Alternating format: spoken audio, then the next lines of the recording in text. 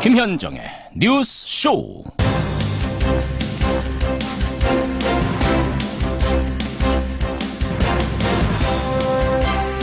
애청자 여러분, 새해 복 많이 받으십시오.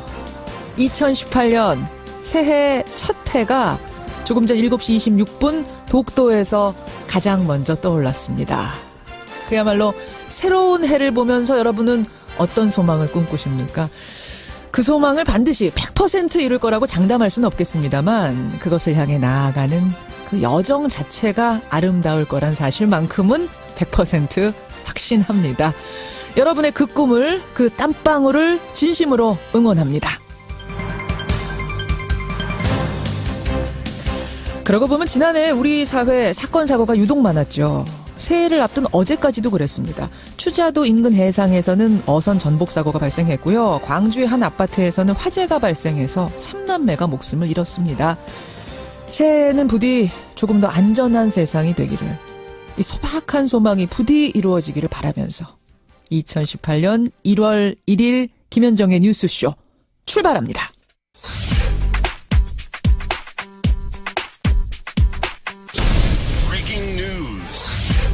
김현정의 뉴스쇼가 주목한 오늘의 포인트, 김정훈 기자 나와 있습니다. 어서 오세요, 김 기자. 네. 새해 복 많이 받으십시오. 예, 감사합니다. 김현정님 더욱 건강하시고요.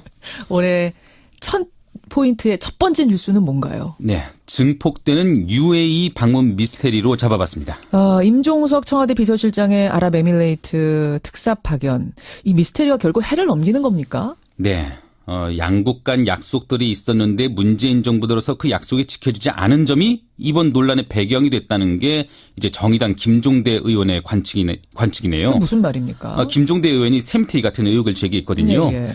그러니까 이명박 정부가 UAE에 원전을 수출하기로 하면서 파병이나 군사기술 지원 등의 약속을 담은 MOU를 체결했다는 것이죠. 우리가 원전을 수출하는 대신 그쪽으로 파병도 좀 해주고 군사기술도 지원해주고 이런 딜을 했었다. 네, 군사협력이요. 예. 근데 문재인 정부 들어서 이런 약속이 제대로 지켜지지 않으니까 불만을 제기했고요.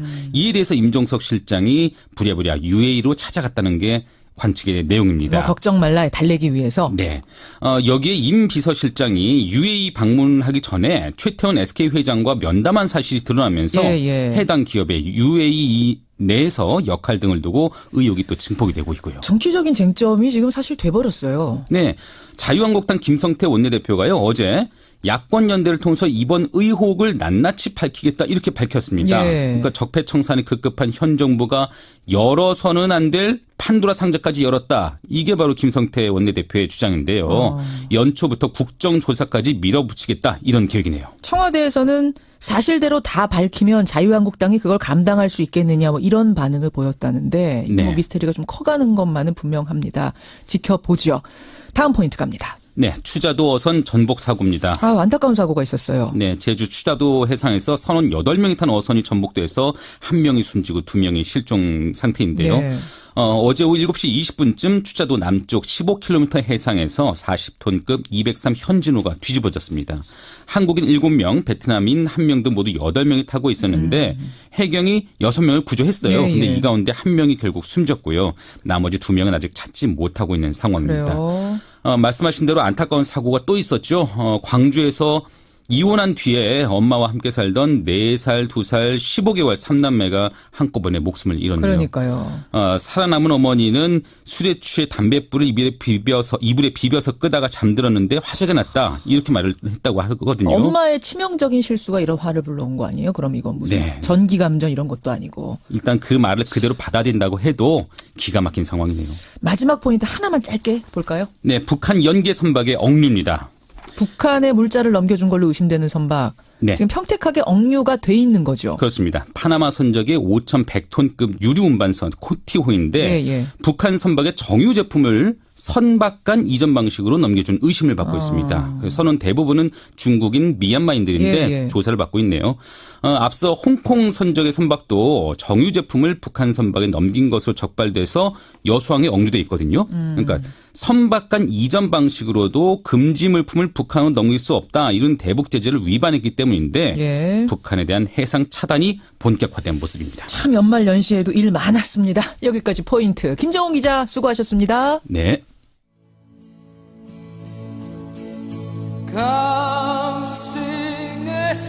여러분 새해 모든 소망이 이루어지길 원하세요? 5, 4, 3, 2,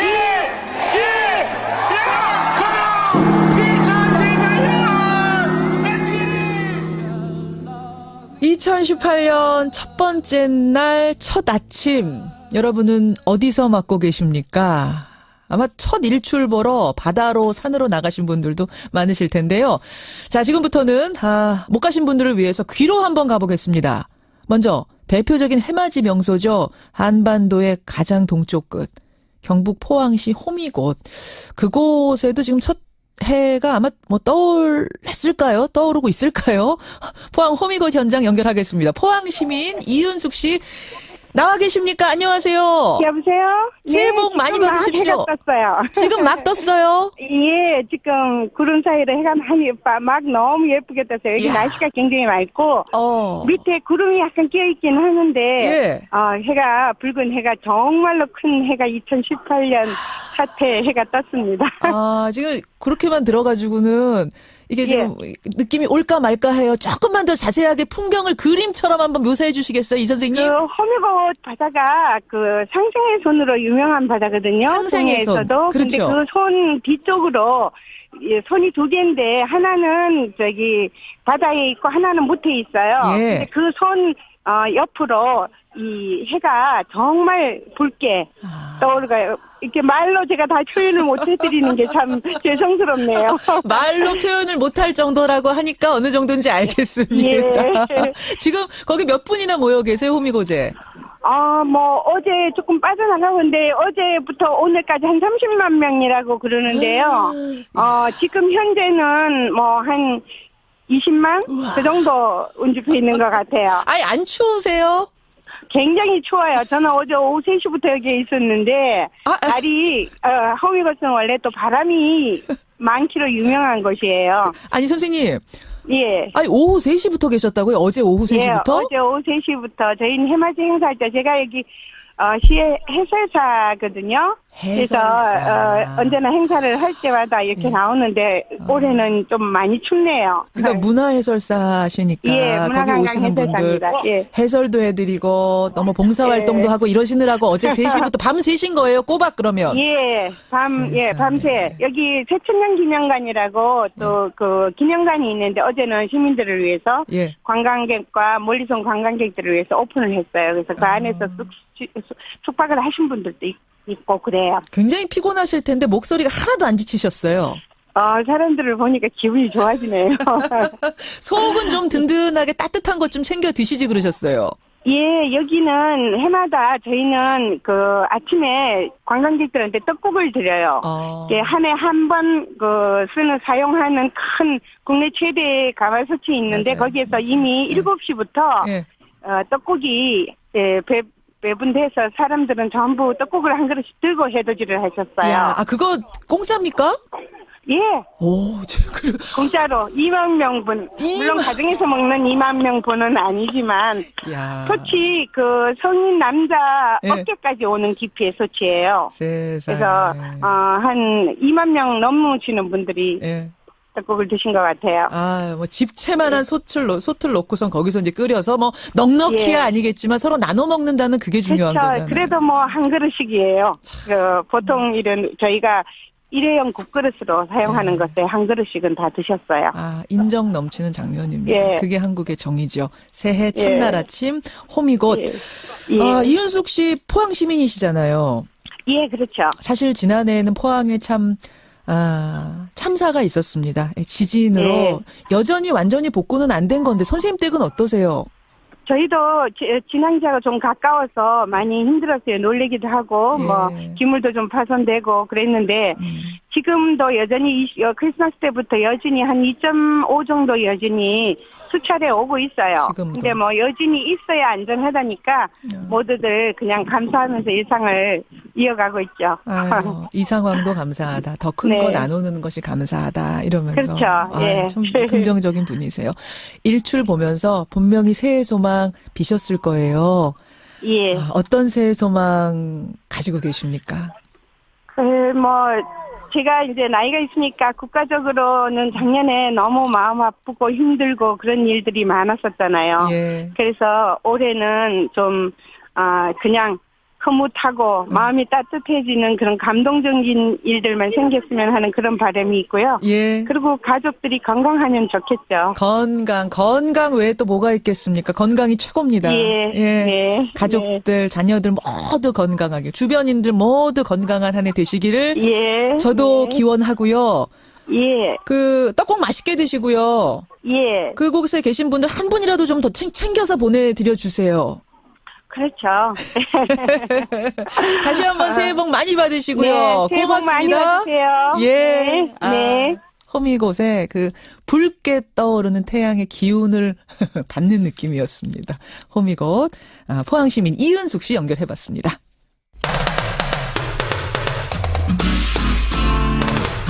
CBS 라디오 김현정의 뉴스 쇼.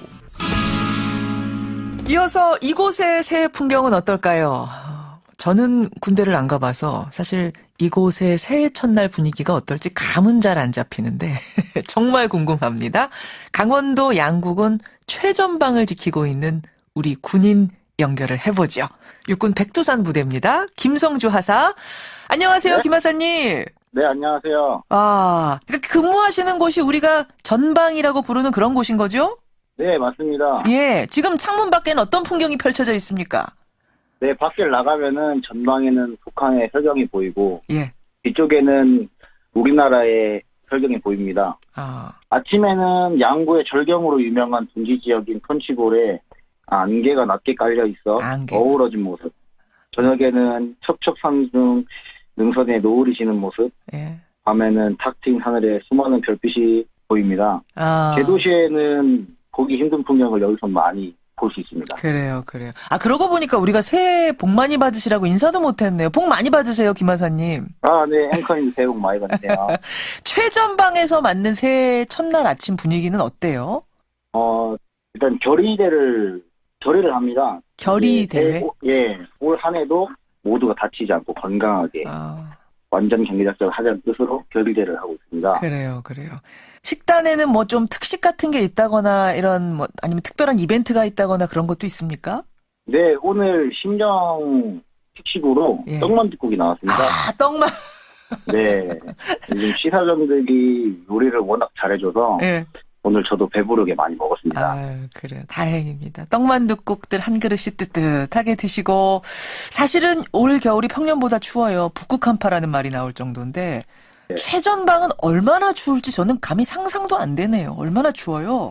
일단 기온으로 말씀드리면 야간에 최저 영하 30도 이하까지 떨어지고 있습니다. 아니, 춥다는 체감 온도가 아니라 그냥 온도계가 영하 30도? 예, 맞습니다. 최저가 영하 30도 선에서 웃돌고 있고, 바람이 많이 부는 지역이라서 체감 온도는 영하 40도 그 이하까지 내려가기도 합니다.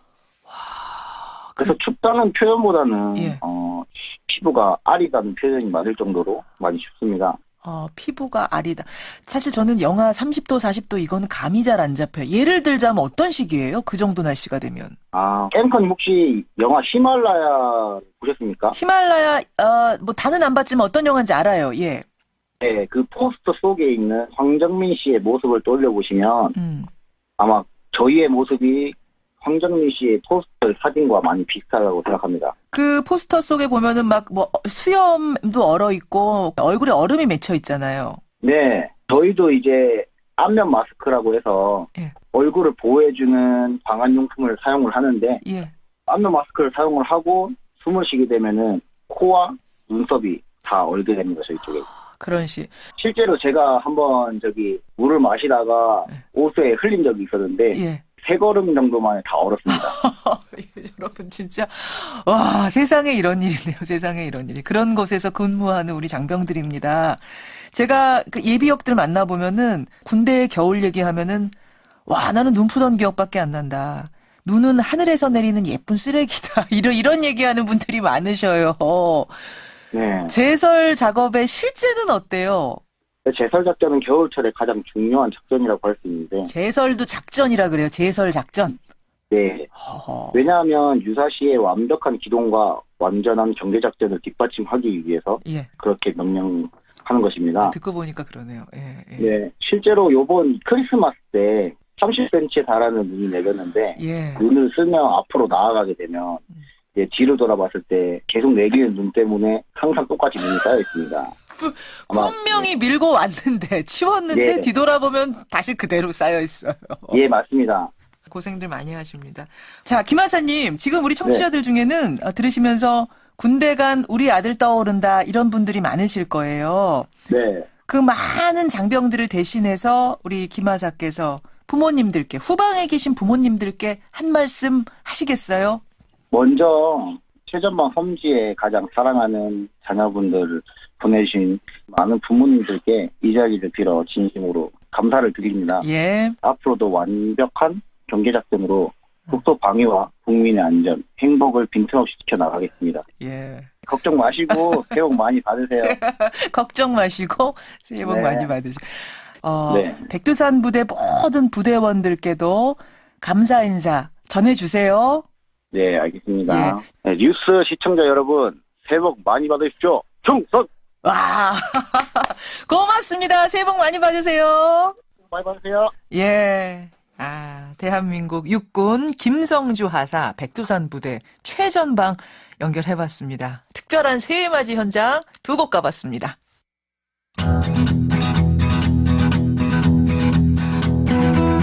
김현정의 뉴스쇼는 청취자 여러분의 참여로 이루어집니다. 트위터, 페이스북, 레인보우 게시판, 그리고 단문 50원, 장문 100원의 유료 문자 샵 1212, 우물정 1212 통해 참여하실 수 있습니다. 김현정의 뉴스쇼, 여러분과 함께 만듭니다.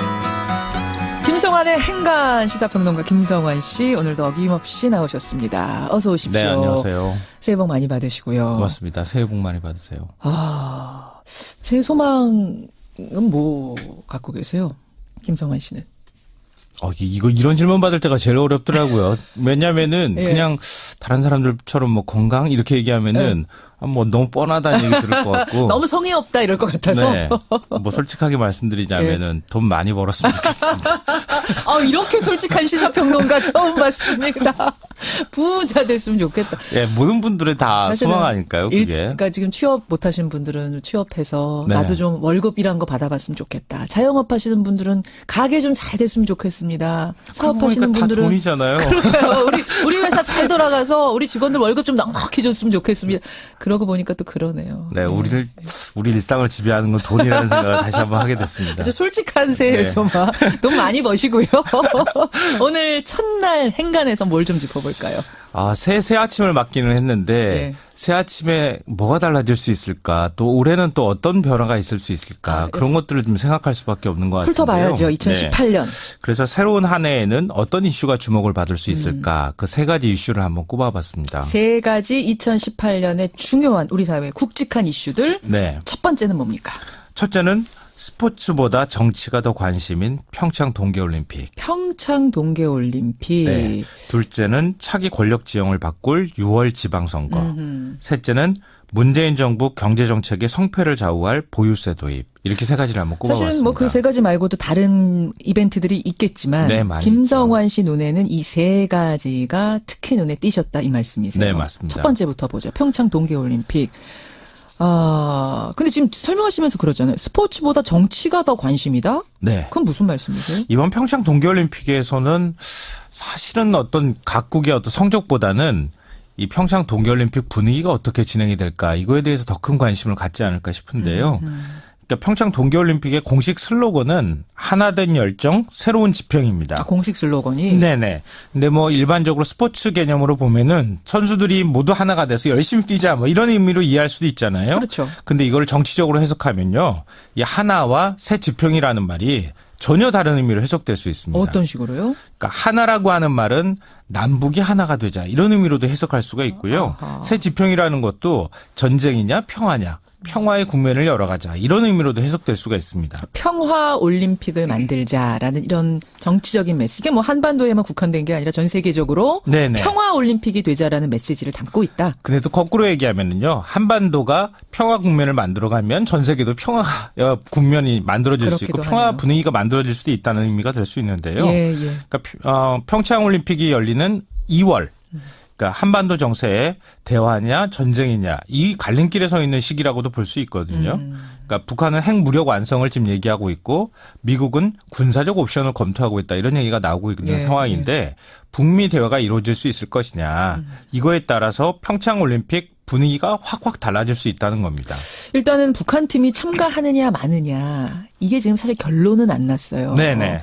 지난번에 중국 다녀온 이거 물밑 접촉을 위해서 중국 다녀온 그렇죠. 인터뷰하셨죠. 최문순 지사 팀을 제가 인터뷰했습니다. 근데 직접적으로 된다란 얘기는 못하지만 상당히 긍정적인 시그널을 전 받았거든요. 네네 맞아요. 예. 실제로 또 그럴 가능성이 매우 높다고 얘기를 하고 있는데요. 그러니까요. 만약에 남북한 동시 입장까지 가능해진다. 허허.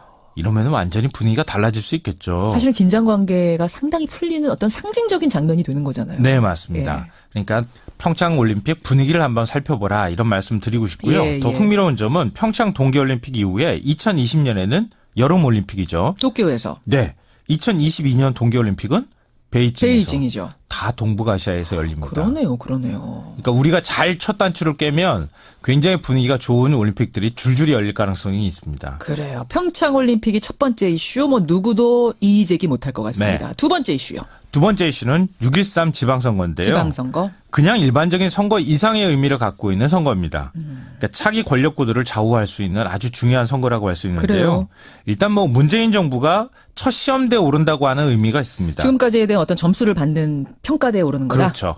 이렇게 되면은 여기에서 만약에 좋은 점수를 받게 되면은 국정 동력이 확보가 될 수도 있고 아하. 그래서 적폐청산이나 아니면 소득주도 성장이나 여러 가지 문재인 정부가 추진하고 있는 정책들이 더 탄력을 받을 수가 있겠죠. 예. 반면에 야당도 굉장히 다급한 상황인데요. 만약에 자유한국당의 경우에 여기서 대패를 했다. 네. 이러면 정말 어려운 상황으로도 갈 수 있거든요. 그렇죠. 여기서 만약에 어느 정도 지방선거에서 광역 자치단체장에서 한 6곳 이상을 얻을 수 있다. 이러면은 이 박근혜 정부 어두운 그림자를 걷어내고 새로운 제1야당으로 부상할 수가 있을 거고요. 계속 홍준표 대표가 지금 6곳을 사수하겠다 이런 말 하잖아요. 17곳 중에서 6곳. 예. 근데 국민의당 상황도 굉장히 절박하죠. 그렇죠. 지금 통합 추진 작업이 제대로 될 것인가 말 것인가 그 성패 여부가 바로 이 지방선거에서 나올 수밖에 없을 것 같습니다. 잠시 후에는 박지원 전 대표 인터뷰도 준비가 돼 있어요. 국민의당은. 그래요. 두 번째 이슈 그렇고 세 번째 이슈는 보유세를 왜 뽑으셨어요? 보유세가 단순히 이제 이게 세금을 늘리는 문제가 아니고요. 문재인 정부 경제 정책의 성적표를 매기는 거나 다름없습니다. 아하. 우리 국민들이 가장 바라고 있는 게 집값 안정이잖아요. 많이 바라죠. 집값 안정과 종부세와 같은 개념의 보유세. 이게 만약에 성공할 거냐 실패하느냐에 따라서 문재인 정부의 경제 정책이 성공할 거냐 실패할 거냐를 걸 좌우할 수도 있다는 사실 거예요. 보유세가 집값 안정을 위한 최후의 카드 아닙니까? 그렇죠. 마지막 카드예요. 이거 만약에 실패하면 굉장히 큰 타격이 입을 수밖에 없고요. 그렇죠. 더군다나 우리가 집을 투기나 투자의 대상으로만 자꾸 생각하는데 보유세가 확실하게 매겨지면 그런 경제 패러다임 자체가 바뀔 수도 있습니다. 그런 의미에서 보유세를 세 번째 중요한 이슈로 꼽아오셨습니다. 여러분이 생각하는 올 한해 중요한 이벤트 이슈는 뭔가요? 좀 받아보면서 김성환 씨 인사드리죠. 부자 되세요. 네, 고맙습니다. 행간이었습니다. 5949님, 제 아들이 복무했던 백두산 부대가 소개되어 기분이 좋습니다. 백두산 부대 파이팅! 한박웃음님은 청성부대 얘기하셨네요. 입으로 가죠.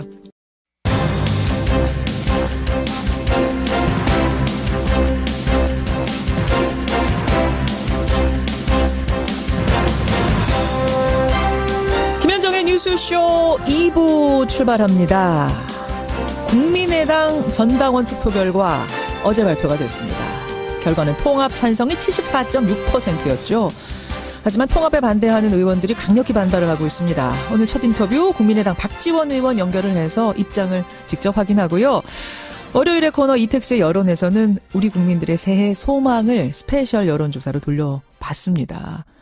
국민들이 바라는 정부의 역점 과제는 뭔지 이거 한번 확인을 해보죠. 변상욱의 기자수첩에서는요. 새해 첫날 지구촌은 어떻게 돌아가고 있는가 눈을 한번 멀리 돌려보지요. 화제 인터뷰가 저는 기대가 됩니다. 오늘 화제 인터뷰에서는 새 산문집을 들고 나온 이예인 수녀를 만납니다. 좋은 말씀 주실 것 같아요. 또 새해에 어울리는 시 한 편도 청해 듣도록 하겠습니다. 지금 문자들 많이 보내주세요. 일하는 분들 오늘 왜 이렇게 많으세요? 시내버스 운전하시는 6705님 비롯해서 1월 1일 첫날 아침을 활기차게 열고 계시는 분들 계시는데 문자 보내주십시오. 새해 소망도 좋고요. 또 새해에는 이런 게 좀 바뀌었으면 좋겠다. 이런 바람들. 작은 것도 좋습니다. 소소한 것도 좋습니다. 여러분이 요것만큼은 좀 바뀌었으면 좋겠다라는 부분들 있으면 보내주시고 또 일하시는 분들은 어디서 일하고 계시는지 해맞이하고 계시는 분들은 어디서 일출 보고 계시는지 보내주십시오. 50원에 담은 100원의 장문 유료 문자 샵 1212 카톡 레인보우까지 열어놓고 출발합니다. 2017년 마지막 날이던 어제 국민의당 전당원 투표 결과가 공개됐습니다.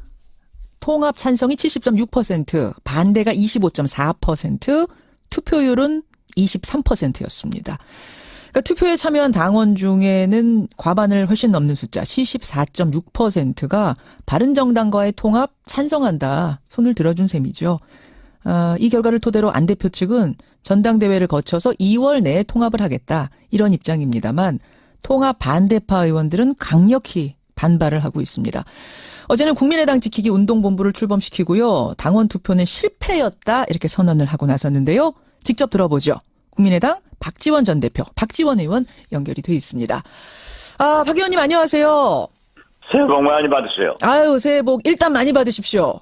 예, 금년부터 3만 불 시대가 우리나라에 열린다고 하는데 예. 모든 국민이 행복한 한 해가 되기를 간절히 빕니다. 예. 박지원 의원도 하시는 일 모두 잘 풀리시기를 바랍니다라고 인사를 드려야 되는데 지금 네, 그렇습니다. 새해 첫날부터 좀 사안이 병원에서 전화를 받고 있기 때문에 왜 병원에 계세요? 저희 가족에도 제 아내가 입원하고 있어서 아이고. 큰 수술을 해서 잘 되기를 바라는 심정으로 있습니다. 아이고 가족분 건강하시기를 쾌차하시기를 저도 일단 인사드리고요. 인사 말씀 전하고. 그러나 울고만 있을 수 없어서 그러니까요. 며칠 전부터 국회에 나가서 열심히 싸우고 있습니다. 단도직입적으로 질문 드릴게요. 네. 이번 투표 결과 승복 못하십니까? 저희는 우선 당헌 당규 법적으로 33% 이상이 투표를 해야 효력이 발생한다는 것을 말씀드립니다. 그렇기 때문에 예. 지금 현재 약 24% 투표를 한 것은 무효다 이렇게 생각합니다. 근데 물론 투표율 23, 4%가 높은 투표율이라고 할 수는 없겠습니다만 이미 법원에서 3분의 1 투표율 넘겨야 한다는 기준은 여기엔 적용 안 된다라는 해석이 나왔기 때문에 문제 없다고. 그러한 규정을 해석한 게 아니고요. 예.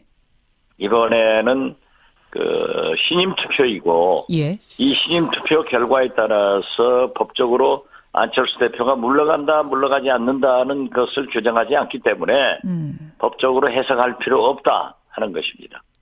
그러나 당헌 당규는 예. 또 우리나라 주민투표법에도 엄연히 3분의 1 이상의 투표를 해야만이 효력이 발생하게 되어 있습니다. 서울시장 선거를 할 때는 예. 몇 명이 투표한다라는 규정이 없습니다.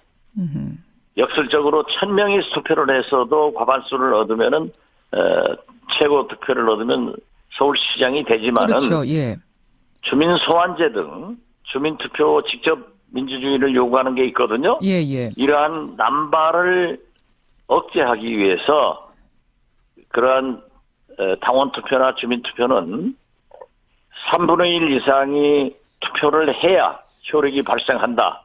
이런 규정이 있기 때문에 예. 우리 당헌 당규도 그 주민투표법을 국민을 그 부분을 당원으로 원용해 와서 규정화돼 있습니다. 과거 오세훈 무상급식 나쁜 투표를 서울 시민들이 3분의 1 투표를 거부해서 개표도 하지 않고 오세훈이 끝난 그런 과거 선례도 있습니다. 그런 케이스가 있죠. 그 경우가 이번에도 적용된다라고 보시는 그렇습니다. 거예요. 그럼 지난번에 법원에서 이 무효 소송 냈을 때 기각됐잖아요. 그것과는 별개라고 생각하시는 거예요? 기각은 거듭 말씀드리지만 법적 효력이 없다는 겁니다. 아, 효력이 없다. 당헌 당규를 이젠 따르게 되는 것이다. 이제 안 대표 측 해석은 또 그것과는 다르기 때문에 이 부분에서 좀 갈등이 있을 것 같습니다. 우리가 참 불행한 일이지만은 우리 정치권에서는 당권을 가지면은 당의 80%를 장악한다 하는 말이 있습니다.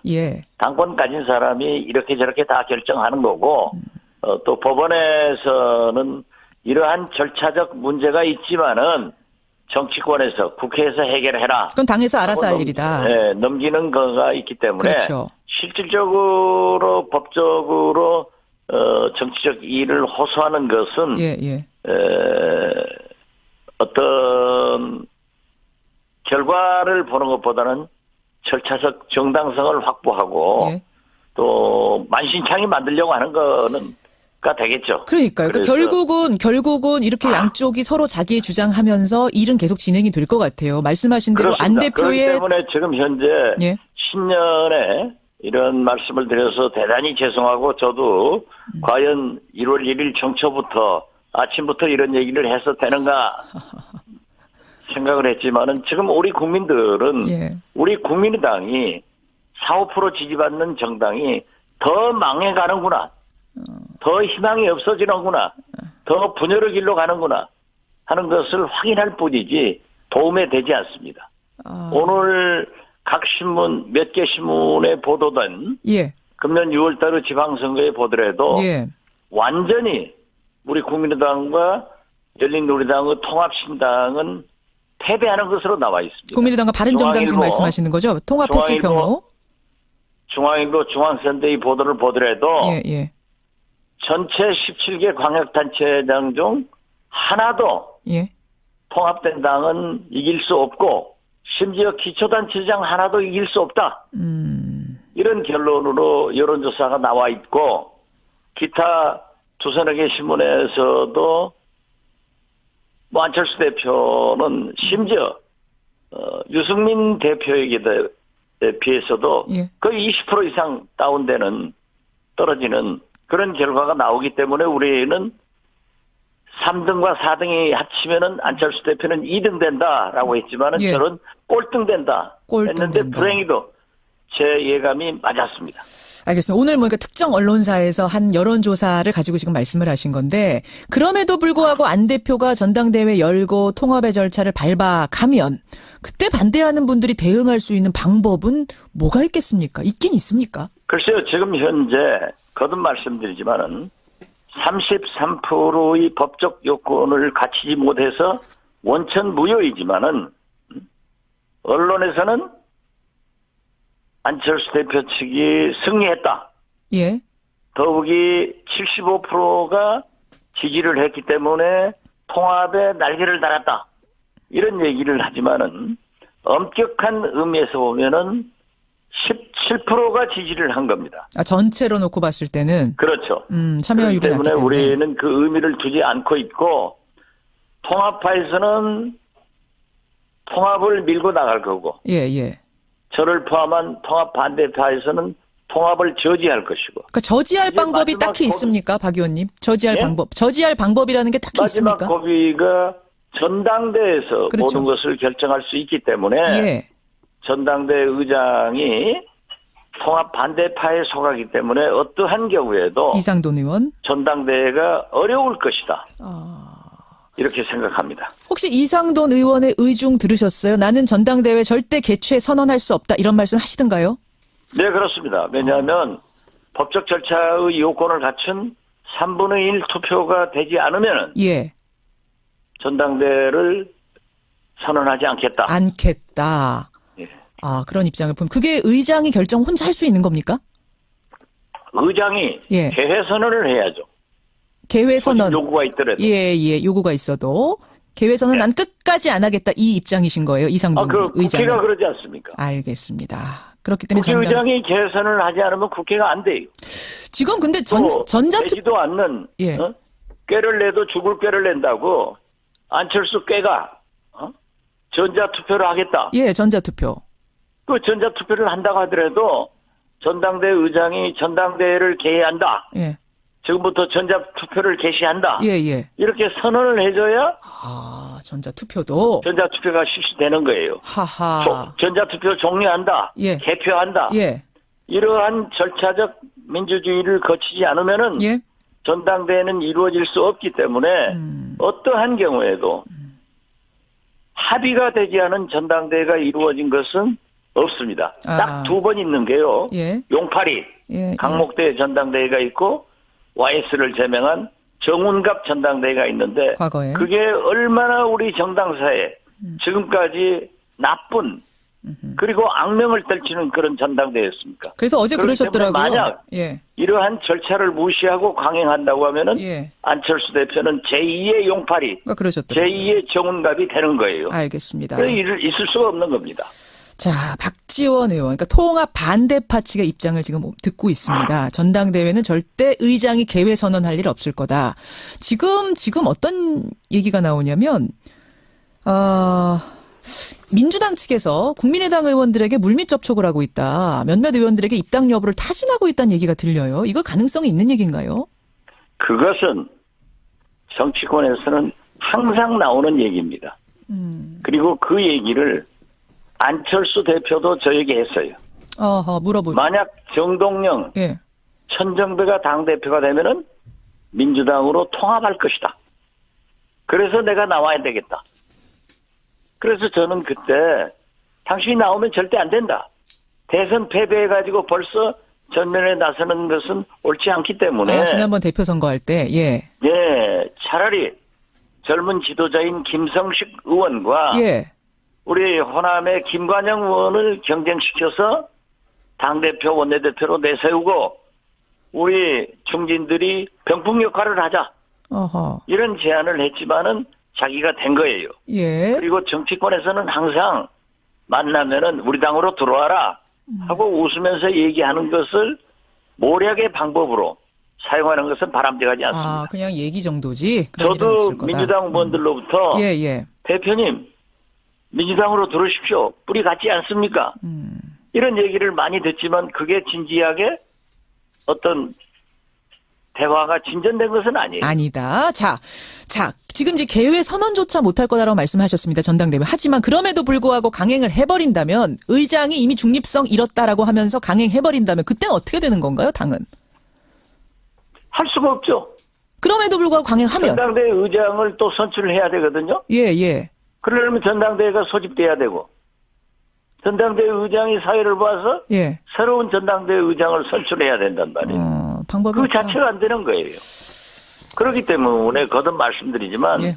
우리 정당사의 전당대회만은 주류와 비주류가 합의돼야 이루어지는 겁니다. 알겠습니다. 그리고 그렇지 않을 경우에는 예. 정운갑 용팔이 전당대회처럼 날치기 처리하는 거예요. 날치기 처리하더라도 법원에서는 또 가처분 신청하면은 절차적 하자가 있지만은 정당에서 해결해라. 네, 그렇게 나오겠죠. 이렇게 양비론적 판결을 내리기 때문에 예. 우리는 그러한 경험을 너무나 가지고 있기 때문에 예.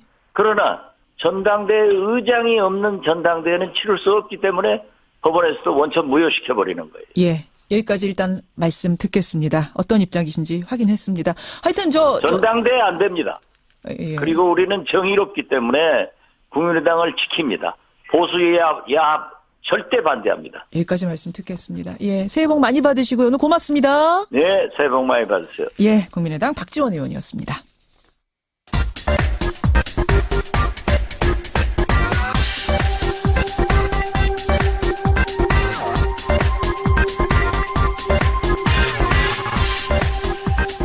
최신 여론조사 결과를 열어보는 시간 이택수의 여론. 오늘도 리얼미터 이택수 대표 나오셨습니다. 어서 오십시오. 안녕하세요. 아이고 오늘은 인사하면서 막 꾸벅 90도 절까지 네. 하시고 새해답게 새해 복 많이 받으세요. 네. 김혜권님도 새해 복 많이 받으십시오. 아까 김성환 평론가께서는 새해 소망을 아주 솔직하게 돈 많이 벌고 싶습니다 하셨는데 네. 이택수 대표는 어떠세요?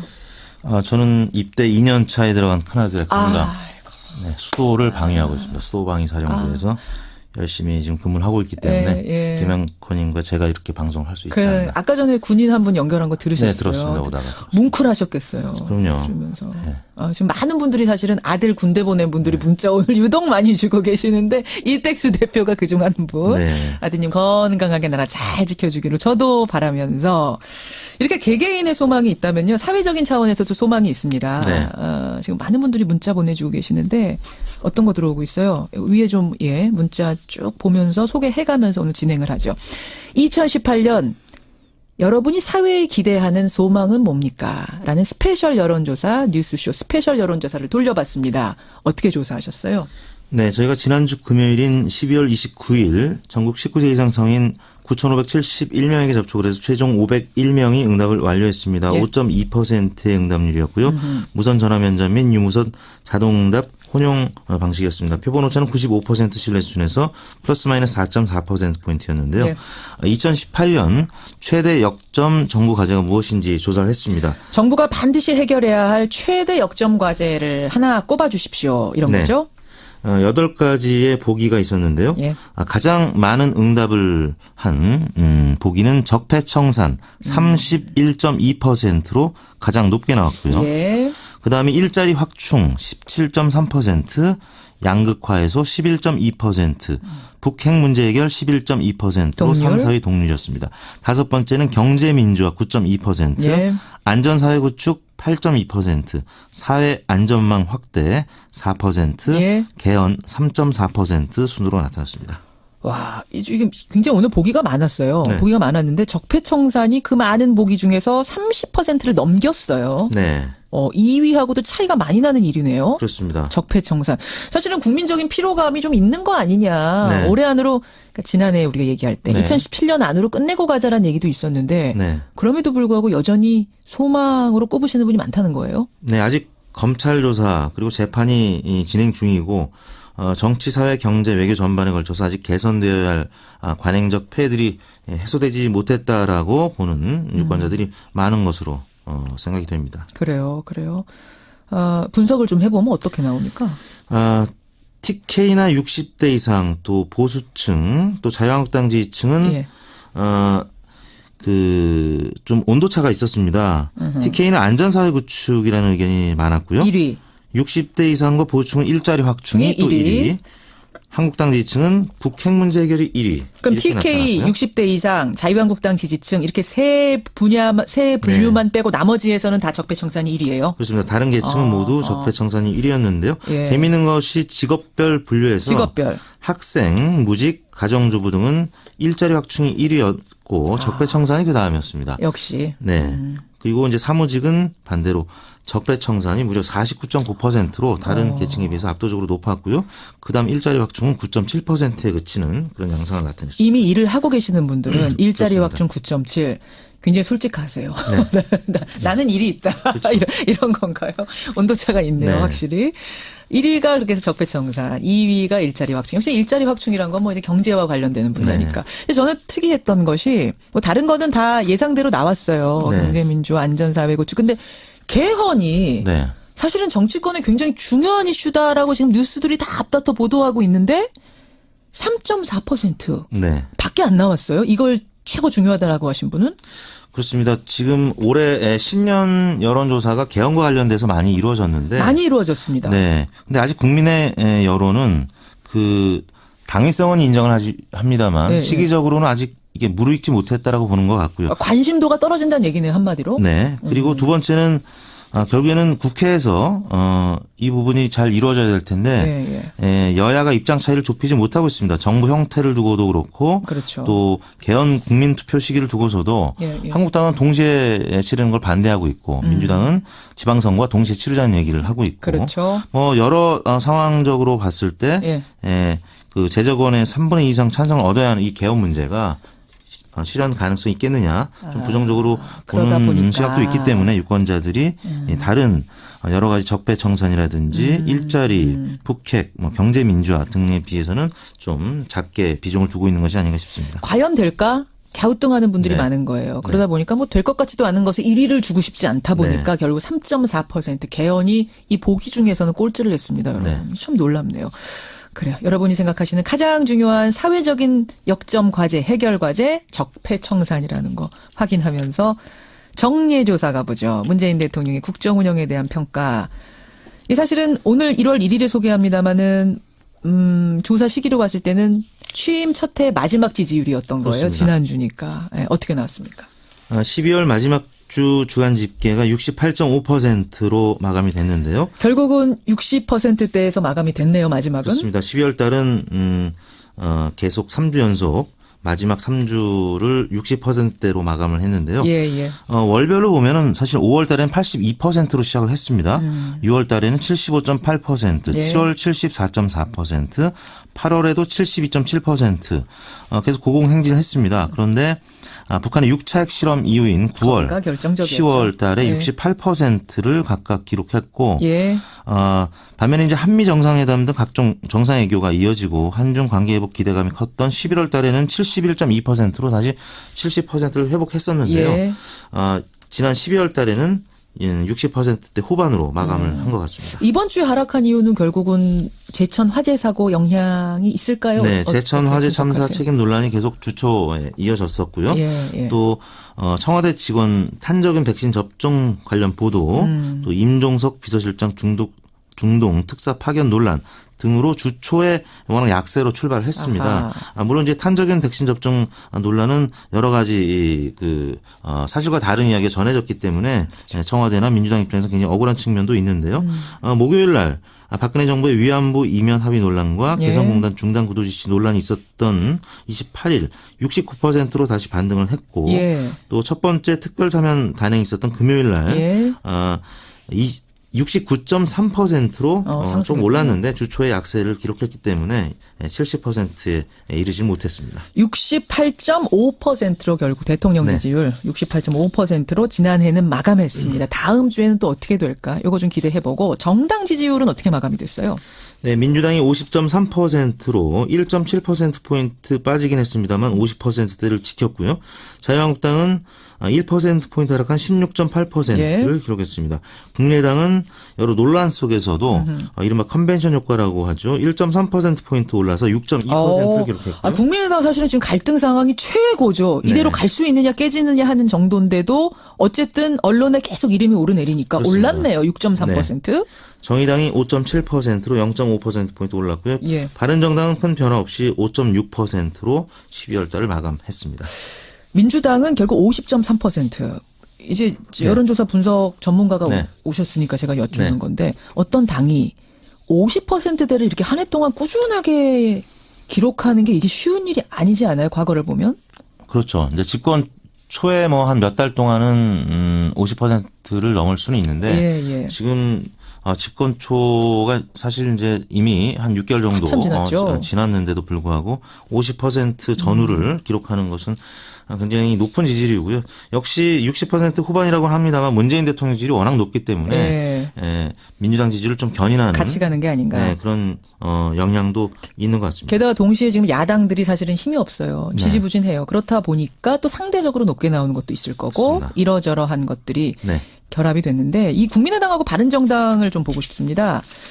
지금 사실 단순 비교하면 어떻게 되죠 지금? 국민의당이 6.2%, 바른정당 5.6, 합하면 11.8 이렇게 나와야 되는데 12%로 나타나고 있습니다. 정말 만약 통합이 이루어진다면 진짜 이 정도가 나올 것인가 어떻게 예상하세요? 문항 보기 혹은 질문을 어떻게 하느냐에 좀 다른데요.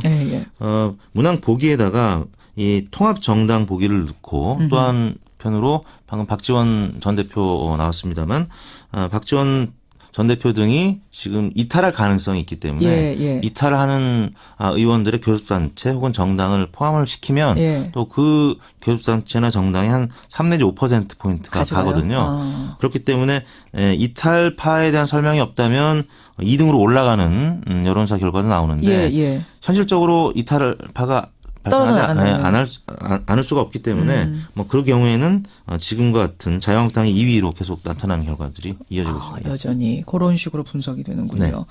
자, 어떻게 조사를 하셨는지를 지난주에 우리가 아나운서가 설명을 쭉 했죠. 그랬더니 많은 분들이 그냥 이택수 대표가 버벅거리면서도 네. 새해 하시는 게 낫겠습니다. 결론이 나와서 그냥 하세요. 네, 이번 조사는 지난 화요일부터 금요일까지 12월 26일부터 29일까지 나흘 동안 전국 19세 이상 유권자 39,063명에게 통화를 시도해서 최종 2,007명의 응답을 완료했습니다. 5.1% 응답률이었고요. 조사 방법은 동일했습니다. 표본 오차는 95% 신뢰 수준에서 플러스 마이너스 2.2%포인트였습니다. 그래요. 고생 많이 하셨고요. 청취자 장기영 님이 이택수 대표님 건강하십시오. 소원 성취하십시오. 이런 격려 문자도 주셨어요. 네, 5% 체중 감량이 목표입니다. 꼭 이루시기를. 네, 70%대 몸무게. 날렵한 모습으로 뵙기를. 고맙습니다. 네, 감사합니다. 이택수 대표였습니다.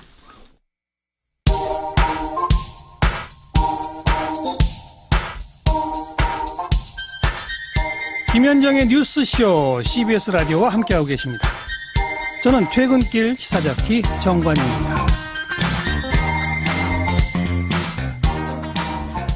와, 여러분의 소망이 정말 다양합니다. 8672님, 올해는 세계 모든 어린이들이 전쟁과 학대로부터 자유로웠으면 좋겠습니다. 라는 소망을, 와, 좀 대단하신 분입니다. 주셨고요.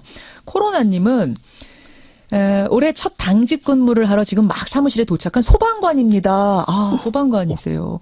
올해의 소망은 악플 없는 세상이 됐으면 좋겠습니다. 박영민님, 저는 소방항공구조대에 근무하고 있습니다. 결국 오늘은요, 많이들 쉬시는 가운데 우리 사회에 꼭 필요한 이 사회안전망 쪽에 근무하시는 분들이 다 출근하신 것 같아요. 소방항공구조대에 근무하는 박영민님은, 소방헬기 출동하는 일이 좀 줄어드는 한 해가 됐으면 좋겠다. 이런 말씀. 국민안전, 국민생명이 최우선인 그런 소방항공대가 되도록 노력하겠습니다. 고맙습니다. 예. 이영무님은 대리기사 하고 있습니다. 인천 구월동에서요. 세외 소원은 대통령부터 여야 정치인들, 대기업 사장님들 권력 남용하지 말고 열심히 일한 국민들이 그대로 대가를 지불받는 그런 사회. 빈부격차 줄어드는 세상 됐으면 좋겠습니다. 라고 장문의 문자를, 아이고, 감사합니다. 이영문 대리기사님. 일도 잘 되시길 바라고요. 해돋이 보고 계시는 분 2822님 세종시 아파트에서 해맞이했습니다. 너무나도 크고 둥근 해를 보니 좋은 일만 많을 것 같네요. 6187님 달맞이길에서 레스토랑 하는데요.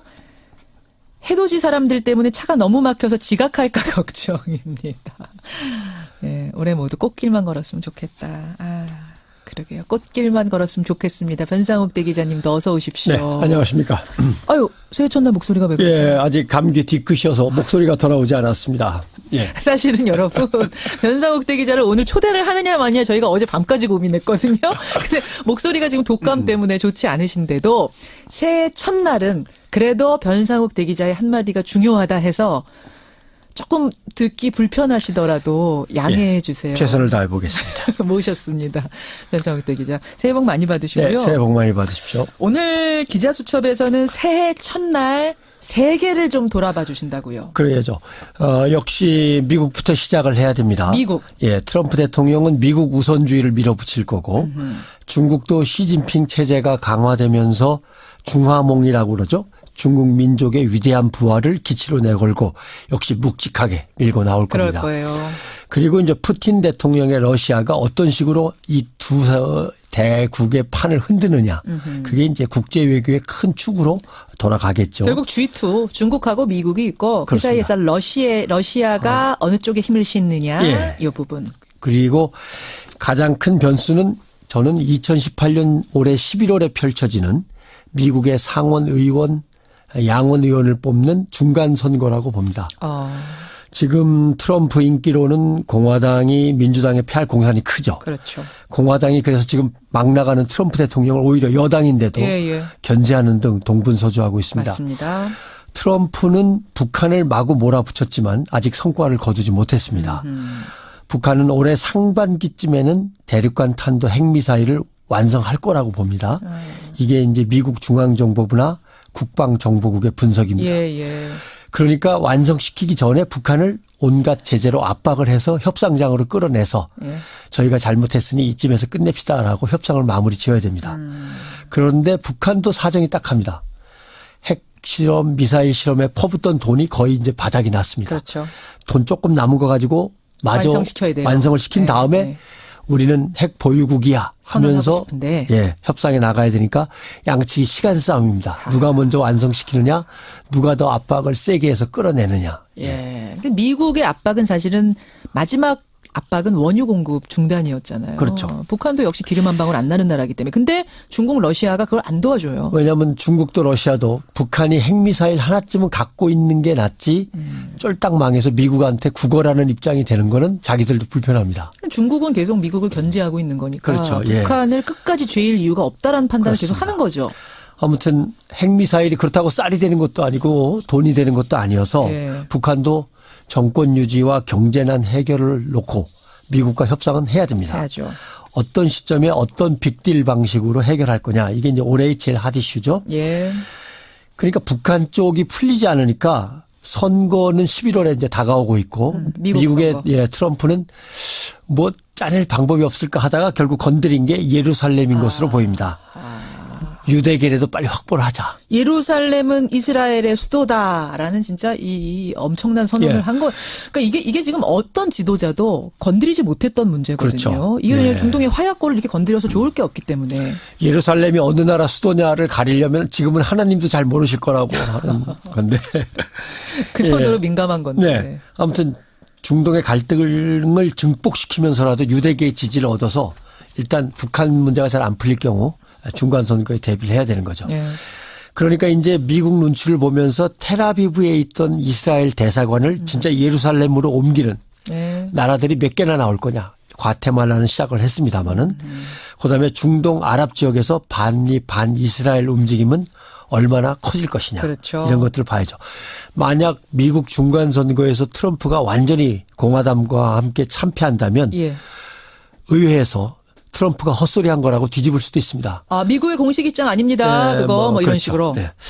이렇게 되면 이제 볼만해지는 거죠. 근데 참 여기서 슬픈 게 뭐냐면은 결국은 트럼프가 자기 선거 치르기 위해서 자기 국내 선거용으로 중동 그 화약고를 건드렸다는 거잖아요. 그쪽이 어떻게 되든 간에 일단 나는 이겨야 된다라는 것이 이기적이다라는 생각이 좀 들어요. 주목이 가까운 거죠. 그러니까 뭐 세계 국제 조약과 평화적인 질서 이런 걸 따지는 게 아닌 거죠. 이게 정치의 무서운 점입니다. 유럽은 어때요, 유럽? 유럽은 뭐 제일 핵심은 회원국이던 영국이 일단 하드 브렉시트 이제 협상을 이제 벌이고 있습니다.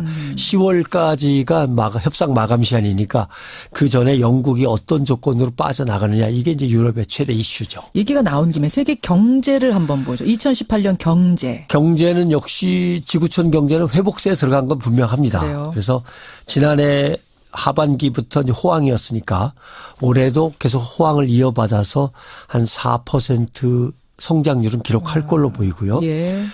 그다음에 경제적으로는 그동안 큰 나라들이 경기 회복을 위해서 돈을 많이 쏟아부었어요. 그래서 돈이 지금 많이 깔려 있는데 인플레이션은 심하지 않습니다. 그래서 올해는 중국의 수출 물가가 치솟으면서 지구촌의 인플레이션이 도미노처럼 번질 것이다. 중국의 물가가 올라가고 비용이 비싸지면서 중국도 돈을 많이 풀었기 때문에 중국서부터 인플레이션이 시작돼서 전 세계로 번져나갈 것이다라고 하는데 사실은 인플레이션을 기대하는 나라들이 오히려 많습니다. 조금의 인플레이션은 있어야지 경기가 활성화될 텐데 하면서 미국을 비롯해서 많은 나라들이 인플레이션을 기대는 하죠. 그러나 같은 인플레이션이라도 질이 좋은 거와 질이 나쁜 게 있습니다. 그래서 그런 점을 봐야 되고 좋지 않은 소식은 올해 지진이 큰 규모로 꽤 있을 거라고 보고 있습니다. 지진이? 왜냐하면 지구의 자전 속도가 주기적으로 봐서 올해는 좀 늦어진답니다. 그래요? 속도가 떨어진답니다. 그러니까 속도가 막 돌다가 속도가 갑자기 늦어지면 남은 에너지는 어디론가 방출이 돼야 되는데 그게 이제 지진으로 나타날 거다라고 하는 거죠. 이건 참 걱정되는 뉴스네요. 그렇습니다. 그다음에 올해 계속될 이슈는 IT 쪽에서는 역시 애플입니다. 애플 고의로 아이폰 속도를 떨어뜨린 거 이제 고의 성능 저하라고 얘기하는데 지금 뭐 전 세계 곳곳에서 집단 소송이 일어나고 있고 우리나라도 집단 소송 모으고 있더라고요. 전 세계적으로 1,100조 원 엄청나죠. 손해배상이 제기되는 상태고 우리나라에서 혹시 관심 있으신 분들은 법무법인 휴명 한누리 또는 김현호 국제법률사무소 등이 지금 준비하고 있으니까 한번 들어가 보셔서 집단소송에 참여하실 수 있습니다. 제가 주목해 보는 거는 애플과 삼성의 매출 점유율하고 이익 점유율입니다. 그러니까 모바일폰 시장에서 두 거목, 삼성과 애플. 네. 매출은 어떻고 이익은 어떻고 어떻게 나누어 갖고 있는가? 요거에 주목하신다고요? 그렇죠. 지난 3분기를 보면은 매출액 점유율 격차는 애플이 8.9% 더 많습니다. 매출액 점유율. 근데 이익 점유율에서는 48% 많습니다. 그 말은 무슨 말이에요? 그러니까 이익으로만 따지면 애플이 월등히 48.1%나 많다, 삼성보다? 그렇죠. 삼성이 비용이 많이 들어가는 것도 있고 여러 가지 요인이 있겠지만 그동안 애플이 얼마나 잔꾀와 꼼수를 부려가지고 그러네요. 이익을 많이 남겼을까 하는 우리가 뭔가 짐작하는 대목이 보이는 거죠. 예. 물론 그 차익 규모는 점점 줄어들고 있는데 아무튼 중요한 것은 애플 비리 게이트가 2018년에 계속될 경우 삼성과 애플의 차이가 얼마나 줄어들 거냐. 네. 그다음에 우리 LG도 이때 한번 스마트폰으로 확 좀 더 점유율을 높였으면 하는 바람도 있고. 근데 중국의 샤오미, 화웨이 이런 회사들이 또 무섭게 성장하고 만만치 않죠. 애플이라고 하는 막강한 경쟁 상대가 갑자기 엄청난 악재를 만나서 너무 쉽게 허물어지는 것도 좀 약간 재미는 없지만 그 사이를 꿰뚫고 삼성, LG가 뚫고 나갔으면 하는 게 있는데 중국을 무시할 수는 없죠. 그렇죠. 네, 그래서 스마트폰 시장은 선진 시장은 성장률이 5%밖에 안 됩니다. 네. 그러니까 포화 상태고 역시 이때 우리는 중국, 인도, 동남아시아, 중동, 아프리카, 중남미 새로운 시장으로 삼성, LG가 빨리 확실한 주도권을 잡아나가는 그것을 우리는 이제 2018년에 기대해 봐야죠. 그래요. 2018년 오늘 한 번에 쭉 큰 그림을 예. 그 목소리로 읽어주셨는데 저는 계속 걱정이 됐는데 다행히도 우리 청취자 여러분들은 너그럽게 다 알아들으셨나 신뢰의 목소리가 더 멋집니다. 배재규님. 정말입니까? 이 목소리로 쭉 가셔야 되는 이걸로 거예요? 갈까요? 쾌차하시고요. 예, 새해는 더 건강하시기를 좋은 소식 기자수첩에 많이 담아주시기를 기대하겠습니다. 고맙습니다. 예, 청취자 여러분들도 새해 복 많이 받으십시오. 고맙습니다. 변상욱 대기자였습니다.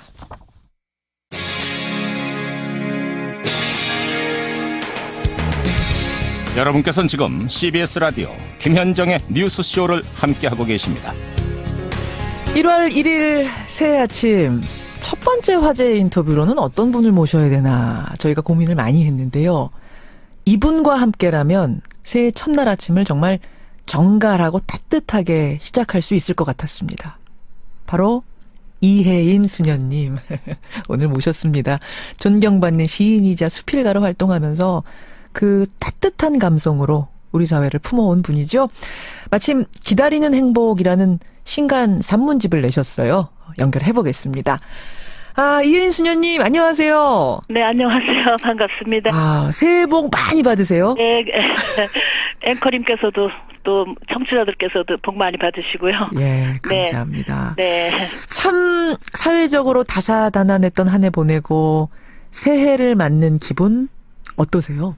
글쎄 새해에는 좀 더 평화가 가득한 세상이면 좋겠다는 생각이 들고요. 평화.